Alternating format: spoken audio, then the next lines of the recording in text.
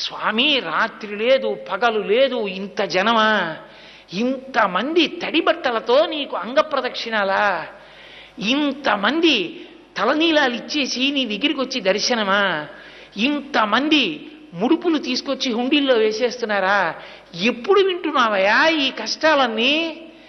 కళ్ళందుకే ఇలా నామాలు పెట్టేసుకుని నిద్రాముద్రాం నిఖిల జగతి రక్షణే జాగరూకం అని దక్షిణాయనంలో పడుకున్నవాడు ఆంతరంగంలోకి చూసినట్టు వచ్చే వాళ్ళ మనస్సులు చూస్తాడు. వ్యాసుడు అందుకే ఓ మాట అన్నాడు, వెంకటాచల క్షేత్రంలో వెంకటేశ్వర స్వామి వారి ముఖమండలం బహుప్రసన్నంగా ఉంటుందట. ఒక్కొక్క రోజున ఎంతో సంతోషంగా ఉంటుంది.